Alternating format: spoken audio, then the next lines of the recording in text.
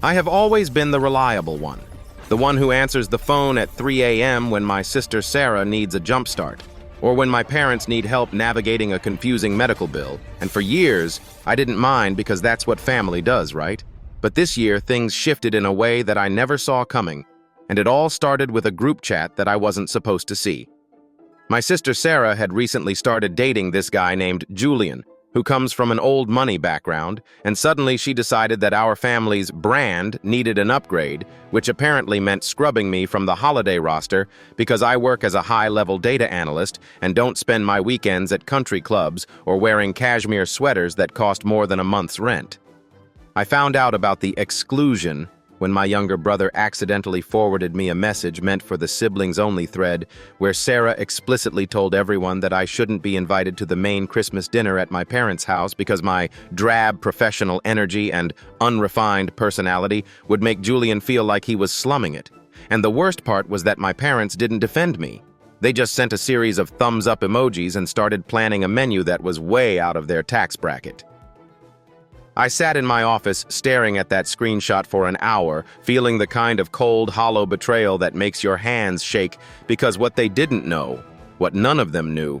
was that for the last 8 months, I had been secretly funneling nearly 60% of my paycheck into a trust account to pay off the massive balloon payment on my parents' mortgage that was about to default. I had been the one who contacted the bank and negotiated the settlement, and I was planning to present them with the deed to the house on Christmas morning as a surprise so they could finally retire without the weight of debt crushing them. But as I read Sarah's comments about how I was embarrassing to be around, I realized that I was funding a lifestyle for people who viewed me as a social liability. The sheer audacity of Sarah wanting to play rich girl for her new boyfriend using my parents' house as a stage, a house that would have been foreclosed on if not for my drab salary, was enough to turn my grief into a focused surgical rage. I decided right then that if I wasn't refined enough for their dinner, then I certainly wasn't refined enough to be their financial savior. So I called the bank representative and told them to pause the final transfer of funds for the mortgage payoff, and I sat back to wait for the invitations to arrive, knowing full well they never would. Christmas Eve came and went with total radio silence from my family. No "Where are you?" texts. No "Merry Christmas" calls. Just photos being uploaded to Instagram of them in their matching silk pajamas, sitting in a house that I was currently keeping from the auction block, and the smug look on Sarah's face as she leaned against Julian in front of the tree I had helped them decorate 3 weeks ago was the final nail in the coffin. The day of Christmas started with a blizzard, which was fitting because the atmosphere in my apartment was just as cold as I sat eating a bowl of cereal and watching the family Christmas stories play out on my phone like a spectator at my own funeral, while Sarah posted videos of the extravagant 5-course meal they were having, including a $300 prime rib that I knew my father couldn't afford on his pension. At exactly 2 p.m., just as they were likely sitting down for the main course, I received a frantic call from my mother, and when I answered, I didn't say "Merry Christmas," I just said "hello," in the flat professional voice that Sarah hated so much, and my mother started sobbing into the phone, saying that 2 men from the sheriff's department had just knocked on the door to serve a final notice of eviction because the bank had rescinded the pending status on their mortgage settlement. Apparently, my parents had been so confident that the debt was handled that they had stopped making the minimum payments entirely, and now the bank was moving for immediate possession due to a technicality in the original loan agreement that I had been the only person managing.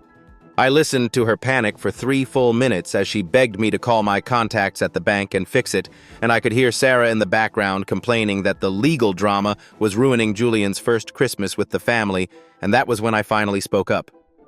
I asked my mother very calmly why she was calling the unrefined daughter with the drab energy on a day when I wasn't even welcome in her home, and the silence that followed was so heavy I could almost feel the weight of it through the line. I told her that I had seen the group chat and I knew that they had deliberately excluded me because I didn't fit the image they wanted to project to Sarah's boyfriend. And I informed her that the only reason the house hadn't been sold months ago was because I had been the one paying the bridge loans out of my own pocket. I told her that since I was so embarrassing to the family, I had decided to take Sarah's advice and focus on my own life, which meant I had redirected the mortgage payoff funds into a high-yield investment account for my own future, and that they should probably ask wealthy Julian to cover the $80,000 arrears if they wanted to finish their prime rib in peace. The screaming started then with Sarah grabbing the phone and calling me a vindictive witch and saying that I was destroying the family over a misunderstanding, but I just laughed and reminded her that she was the one who wanted a lifestyle she hadn't earned, and now she was welcome to keep it as long as she could pay for it. I hung up and blocked all their numbers because I knew the begging phase was about to start, and I had no interest in hearing their hollow apologies now that their security was on the line. The fallout from that Christmas dinner was a total collapse of the family hierarchy because, as it turned out, Julian wasn't nearly as old money as Sarah had claimed. And when he found out that my parents were facing eviction and that the family wealth was actually just me working 60 hours a week, he disappeared faster than a New Year's resolution, leaving Sarah with a pile of designer debt and a reputation in tatters. My parents ended up having to sell the house at a massive loss to a developer because without my intervention, the bank wouldn't negotiate, and they had to move into a tiny 2-bedroom apartment on the edge of town, while Sarah had to move back in with them and get a job waitressing just to help cover the rent. They tried to send me letters through my office and even had my brother come to my apartment to beg for a loan to get them back on their feet. But I reminded him that I was the boring sibling who didn't understand how to handle real assets, and that I wouldn't want to embarrass them with my money ever again. It has been a year since that holiday, and I spent this Christmas in the Maldives on a solo trip that I paid for with the interest from the mortgage fund, and I haven't looked back once because I realized that being the reliable one is just another way of saying the one they use until they find something shinier. My parents are still bitter, and Sarah regularly posts passive-aggressive quotes about loyalty on her Facebook page, but the local community knows the truth because the bank foreclosure was public record, and people aren't as stupid as Sarah thinks they are. I've built a new life with people who value me for my character and my drab professional energy, and the only communication I have with my biological family is through a lawyer who handles the small monthly allowance I decided to give my parents on the condition that Sarah never sees a dime of it. This wasn't just about a missed dinner, it was about the total audit of a toxic relationship and the realization that the only person who was truly unrefined in that house was the daughter who thought she could buy a legacy with someone else's hard work. I am now the owner of my own home, one that is fully paid for and where the guest list is strictly limited to people who actually love me when the chips are down.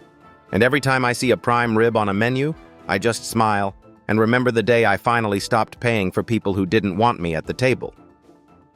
This wasn't just about a missed dinner. It was about the total audit of a toxic relationship and the realization that the only person who was truly unrefined in that house was the daughter who thought she could buy a legacy with someone else's hard work. So what do you think? Was I right to cut them off and let the mortgage collapse, or should I have saved the house despite their years of exclusion and disrespect? Let me know in the comments below. Hit that like button if you think they got exactly what they deserved for trying to use her, and don't forget to subscribe for more daily Reddit tales. See you in the next one.